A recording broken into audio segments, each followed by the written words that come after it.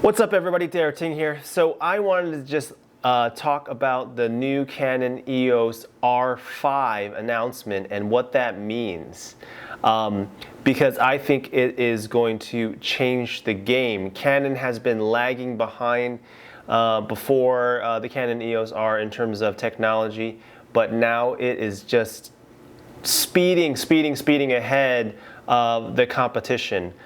Here's why.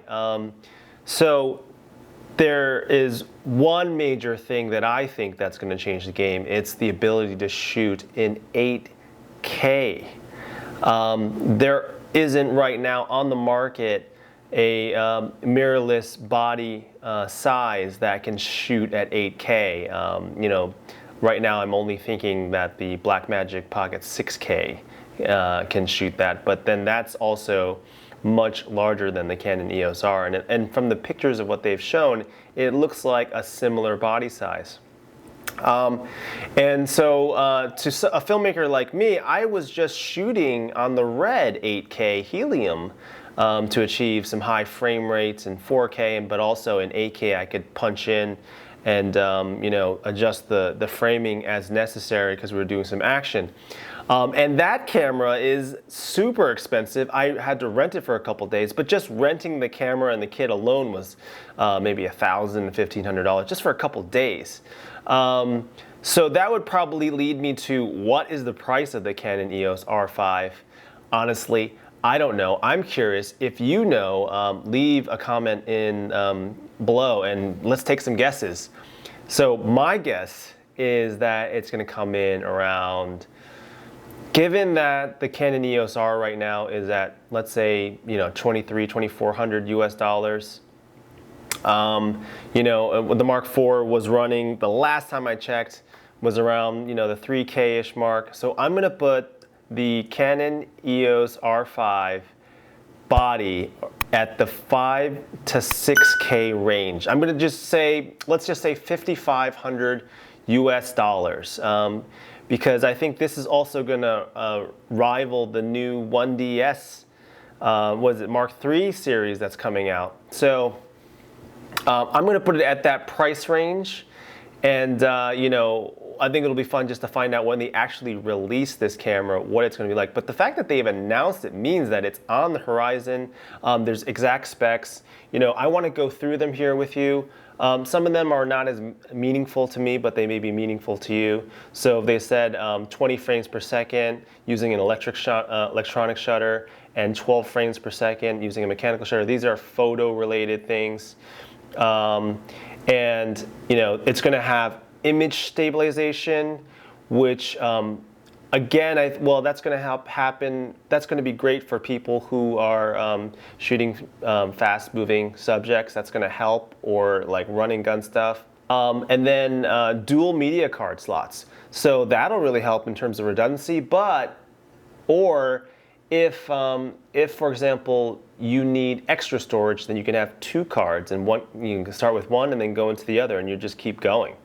So of the announcements in their press release, those are the major things. They've left everything off the list. Now, I'll be curious that even though it's 8K, I'm concerned about the crop factor. I'm assuming it's going to have a crop factor. When I'm shooting in HD, the crop factor doesn't seem like it's an issue because there's not as much of one. But once I go to 4K with the EOS R, it's like, whoa, I really need some distance from the subject, and I need, a lens that has a short focal length, like, I don't know, even maybe like 10 to 15, just to get something super wide. So I am curious what that's going to be. However, they're also deploying a newly developed CMOS sensor, so maybe that's going to, maybe the ability to not have the crop will, will change with this sensor. I don't know. I have no idea. It seems like Canon's being pretty vague. But again, the fact that you can shoot in 8K is tremendously exciting for someone like me. Now, the question is, what does that mean for someone like you? I think that if you're a YouTuber, this is not going to be that big a deal for you in terms of, you know, thinking about getting this body, because unless you're doing super, super high quality stuff, then, you know, it really doesn't make sense. The HD on this Canon EOS R, or even if you got the RP, is going to be totally fine for your YouTube videos. Only when you want to do some really, really high-end stuff. And even then, it's just going to get compressed. So, you know, and if you're maybe blowing it up to a huge screen, like I don't know, 100-inch.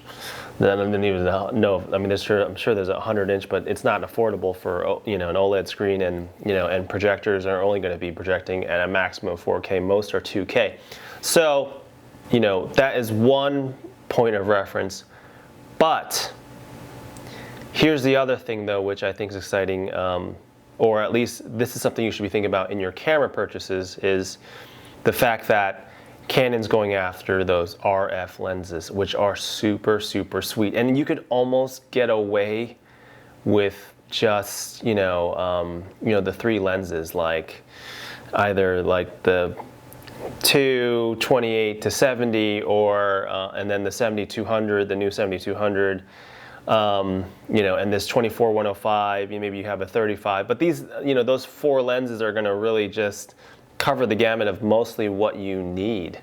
And I feel like, though, that they are really, really, really good lenses. They're super sharp. And then obviously combined with this autofocus system, which is amazing. Look, I mean, I'm doing this and it finds focus on my face. So that sort of convenience is just really, really good, especially if you're, you know, you're chiming in and you're coming in with these types of videos. But also, if, you know, if you were shooting, you know, your short film, then, you know, you don't necessarily, well, focus pullers are going to probably kill you. The guys that are really good at turning that focus, they're going to have a hard time keeping up with the new artificial intelligence that's, you know, already seen here. Yeah. So I think for YouTubers, you may not care, but this announcement, I think, may sway you to start buying RF lenses. And now, you know, I was a Canon guy. You know, I was using the C100 for one of my films, and then Sony came out with the A7S II series, you know, which I shot my 3rd film, Agent, on. And then I was, you know, I liked the 3 and the A7R3, you know, great cameras for shooting, you know, feature-length stuff even, and mixing it with the red. But, you know, Canon with the R series has swayed me back in terms of just ease of use if you have a, you know, a very small team, or you're doing like YouTube videos, you're doing, you know, sketch-related stuff. Then the R is super perfect. But even if you wanted to, I think you could shoot a feature on the R if you wanted to. You know, it's that good. I mean, and you know, at the end of the day, it's about the storytelling anyway, isn't it? Isn't it? Yeah. So like I said, I think this particular body, it's going to be in the, you know, in the $5,000 to $6,000 US range. So it's going to be something that you probably won't necessarily consider unless you're hitting the, you know, the super, not the super high end, but the, you know, fairly high end of the spectrum of, you know, filmmaking or videography, or well, obviously photography too, because, you know, obviously the high shutter speed is going to really help you out if you're doing sports photography or you're doing wildlife photography. Then this is going to come into play. But again, I am super excited about this whole thing, because I think that, you know, comparing it to the helium red, I mean, I'm going to be super interested in seeing how well it does, and you know, and then, you know, why do I even need to rent that expensive of a camera if I can shoot 8K on a Canon mirrorless? Holy cow! All right, well, so if you enjoy this type of stuff, my camera reviews, my filmmaking stuff, definitely please subscribe. Please, please, please like the video if you can, because it helps, you know, boost that YouTube algorithm and help me get views and subscribers, and help me continue to talk about sort of my filmmaking process and what I'm up to. I'm going to be, you know, putting out more tutorial type stuff about filmmaking, and even, you know, some general stuff like, you know, what is a sound mix, or what is ADR, things like that.